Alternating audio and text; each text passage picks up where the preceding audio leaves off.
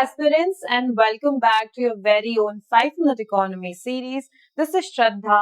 कल हमने देखा था कि एमपीसी क्या होती है, क्या उसकी टूल्स हैं, क्या उसका फ्रेमवर्क है. आज के लेक्चर में हम एमपीसी के टूल्स को थोड़ा डिटेल में पढ़ेंगे.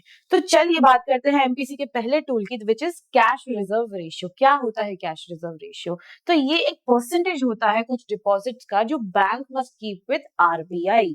ऐसा परसेंटेज ऑफ डिपॉजिट, अगर बैंक के पास 100 रुपए है तो मान लीजिए उसमें से 2%, दैट इज 2 रुपए वो आरबीआई के पास में मेंटेन करेगा. तो ये जो 2% का रेशियो है इसको हम कहते हैं कैश रिजर्व रेशियो, जो वो आरबीआई के साथ में रखता है. नाउ सीआरआर की वैल्यू अगर ज्यादा होगी, मान लीजिए अगर बैंक के पास 100 रुपए थे और सीआरआर ज्यादा है, दैट इज मान लीजिए वो 10 रुपए है, तो बैंक के पास सिर्फ 90 रुपए बचेंगे. तो 90 रुपए कम पैसे बचेंगे तो कम पैसे लोगों को दे पाएगा, तो लिक्विडिटी क्या हो जाएगी? टाइटन हो जाएगी. वहीं अगर सीआरआर की वैल्यू हम कम कर देंगे, आरबीआई ने बोला मुझे पैसे मत दो, अपने पास रखो और जनता को बांटो, तो जनता को बांटने से लिक्विडिटी क्या होगी? एक्सपैंड हो जाएगी. तो अगर इन्फ्लेशनरी साइकिल चल रही है मार्केट में तो आरबीआई सीआरआर की वैल्यू को बढ़ा देता है, दैट इज एब्जॉर्ब करता है लिक्विडिटी को.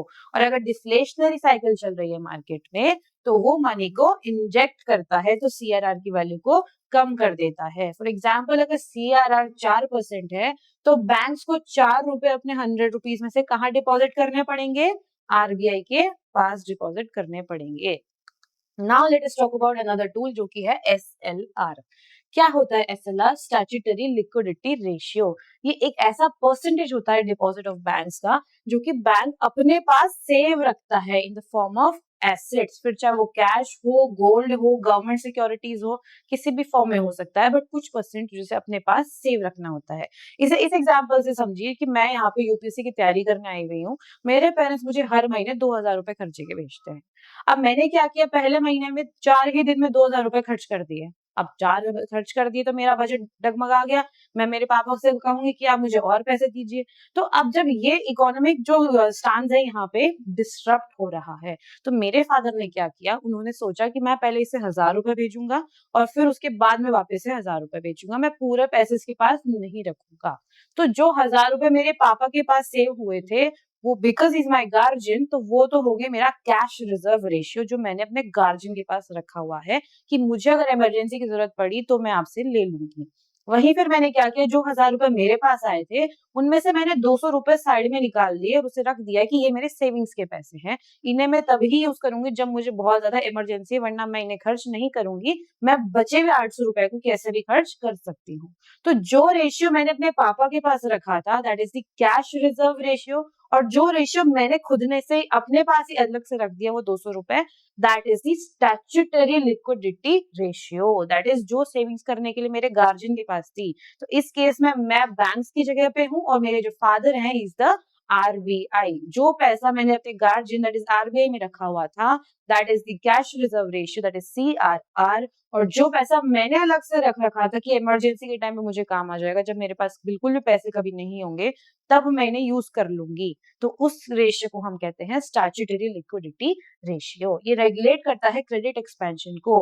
अगर बैंक्स के पास में ज्यादा क्रेडिट होगा, मान लीजिए अगर वो 200 रुपए नहीं निकालता और मैं उन पूरे 1000 रुपए को खर्च करती जा रही हूँ, मैंने किसको दे दिया, किसको दे दिया, किसको दे दिया, है ना, तो उससे क्या होगा, एक दिन मेरे पास पैसे बचेंगे ही नहीं.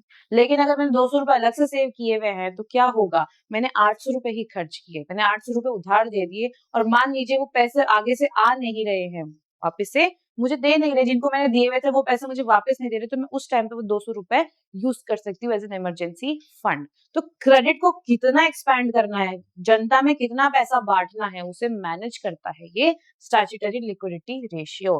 तो सीआरआर हम आरबीआई के साथ में रखते हैं एंड एसएलआर बैंक अपने पास खुद के पास रखता है in liquid form. Liquid form यानी जो कन्वर्टेबल होता है, लिक्विडिटी में exact not in mutual funds, long term funds, ये सब नहीं, जो लिक्विड फॉर्म है, कैश है ना, सिक्योर गवर्नमेंट सिक्योरिटीज जिनको हम बाय एंड सेल करके तुरंत कैश जनरेट कर सकते हो, उन सारे लिक्विड फॉर्म में ये रखता है. तो ये था second tool SLR. Now let us talk about third tool जो कि है रेपो रेट. अब ये रेट वो होती है जिसपे आरबीआई लेंड करता है कमर्शियल बैंक्स को. सर बैंक, हम बैंक से लोन लेते हैं लेकिन बैंक्स भी तो किसी से लोन लेता होगा, इतना पैसा एक आदमी एक बैंक के पास तो होता नहीं है. तो जो फैसिलिटी हमें बैंक्स प्रोवाइड कर रहा है, बैंक्स को वो फैसिलिटी दी जाती है आरबीआई के थ्रू. तो मान लीजिए बैंक ने आरबीआई से 10% पे लोन लिया और उसे आगे पब्लिक को 12% पे लोन दिया, ठीक है। तो जिस परसेंट पे उन्होंने लोन लिया है आरबीआई से, उस परसेंट को हम कहते हैं रेपो रेट। तो rate at which RBI lends to commercial banks, जिस रेट पे आरबीआई कमर्शियल बैंक्स को पैसा देता है, उस रेट को हम कहते हैं रेपो रेट। अब ये इंपॉर्टेंट इसलिए है क्योंकि जिस रेट पे आरबीआई देगा उसी रेट के बेसिस पे हमें पैसा मिलेगा। तो अगर आरबीआई की रेट 10% है तो मान लीजिए हमें 12 पे मिल रहा है, आरबीआई ने अपनी रेपो रेट बढ़ा दी और वो कर दी 14%। तो अब क्या होगा, हमारे लोन की प्राइस ही बढ़ जाएगी, जहां पहले मुझे 12% में लोन मिल रहा था वो मुझे 16% में मिलेगा। तो इससे हम पर भी इम्पैक्ट डायरेक्टली पड़ता है। रेपो रेट अगर ज्यादा हो जाएगी तो बोरोइंग कॉस्ट भी ज्यादा हो जाएगी, जिससे क्रेडिट कम हो जाएगा मार्केट में और इन्फ्लेशन नीचे आ जाएगी। तो जब हमको इन्फ्लेशन को कंट्रोल करना होता है, हम हमारी रेपो रेट को बढ़ा देते हैं। अगर बोरोइंग कॉस्ट ज्यादा हो जाएगा तो लोग बहुत कम पैसा लेंगे, और जब लोगों के पास पैसा ही नहीं होगा, डिमांड ऑटोमेटिकली कम हो जाएगी एंड मार्केट से इन्फ्लेशन चली जाएगी। वहीं अगर डिफ्लेशनरी साइकिल है, ग्रोथ कम होती जा रही है, ग्रोथ हो ही नहीं रही है, प्रोडक्शन नहीं हो रहा है, हम क्या करेंगे, रेपो रेट को डिक्रीज कर देंगे। बोरोइंग कॉस्ट कम है, पैसा सस्ता मिल रहा है, तो सब पैसे उधार ले लेंगे और उधार लेकर के वो कुछ ना कुछ काम करेंगे, फैक्ट्री सेटअप करेंगे, नए नए बिजनेसेस बनाएंगे। तो उससे क्या होगा, ग्रोथ अप होगी। तो इस तरीके से जो हमारी रेपो रेट होती है वो काम करती है। टूल, ये ऐसा टूल है जो मैनेज करता है शॉर्ट टर्म लिक्विडिटी। अचानक से मार्केट में इन्फ्लेशन आ गई, हाइपर इन्फ्लेशन आ गई, आप क्या करोगे, आप रेपो रेट की यूज कर सकते हो कि इंस्टेंटली आपको रिलीफ दिखा देता है in the market form. Okay, so this was repo rate. अब बात करते हैं रिवर्स रेपो रेट की। क्या हुआ, मैंने बैंक से, मान लीजिए मैं कोई बैंक हूं, तो मैंने आरबीआई से पैसा लिया था, उस रेट को मैंने बोल दिया रेपो रेट। लेकिन अगर मान लीजिए आरबीआई मेरे पास आता है कि तुम्हारे पास बहुत ज्यादा पैसा आ रहा है, तुम एक काम करो, ये पैसा मुझे दो, क्योंकि तुमने अगर मार्केट में दे दिया तो इन्फ्लेशन हो जाएगी, तो तुम मार्केट में इस पैसा को मत दो, मैं तुम्हें ज्यादा रेट दूंगा इस पैसे की और तुम मुझे ये बोरो कर दो। तो जिस रेट पे बैंक्स आरबीआई को पैसा देते हैं, या फिर जिस रेट पे आरबीआई बैंक से पैसा लेती है, उस रेट को हम कहते हैं रिवर्स रेपो रेट। ये क्यों यूज होता है, तो जितनी भी एक्सेस लिक्विडिटी है मार्केट में, सिस्टम में, उसको एब्सॉर्ब करने के लिए।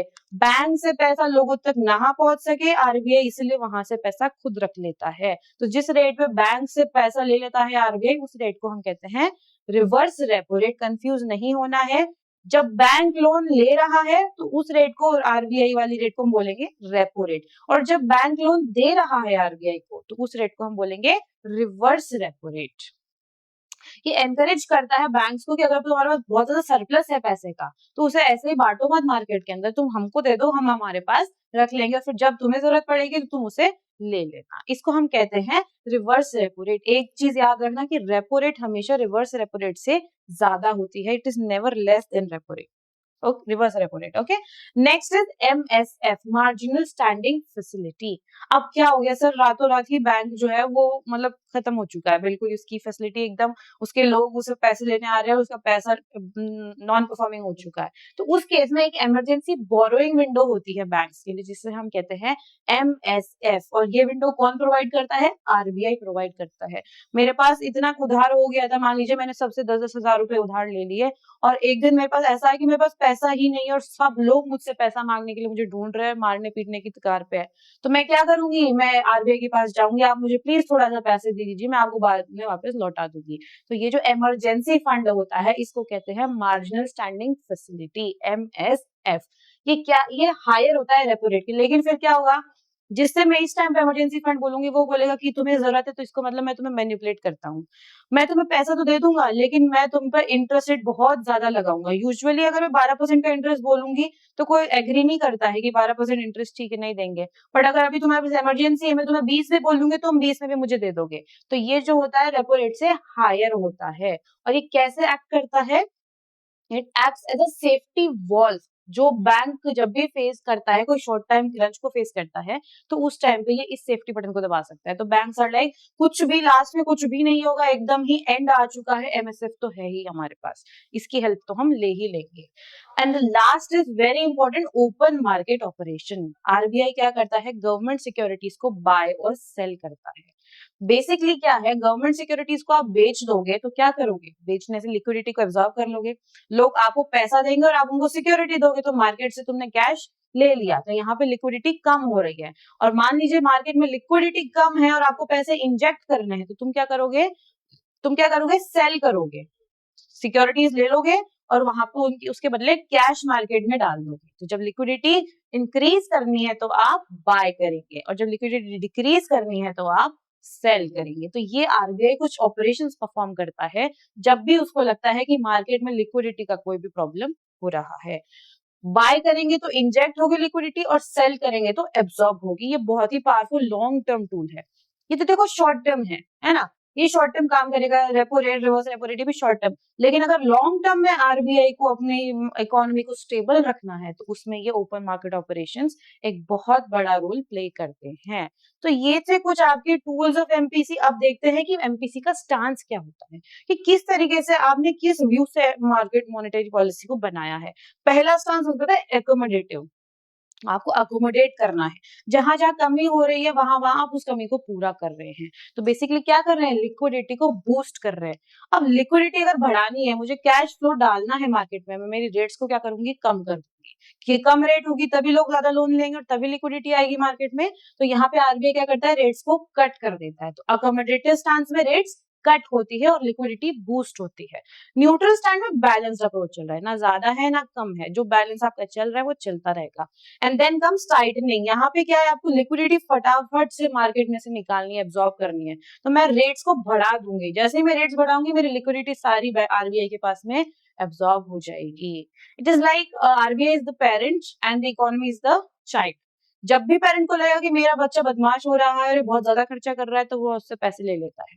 और जब भी उसे लगता है कि अब बच्चा बिल्कुल भी बदमाश नहीं, बिल्कुल भी शांत हो गया है, उसको थोड़ा खर्चा करना चाहिए, थोड़ा एंजॉय करना चाहिए, तो आरबीआई क्या करता है, उसको पैसे दे देता है कि जाओ आप जाके एंजॉय।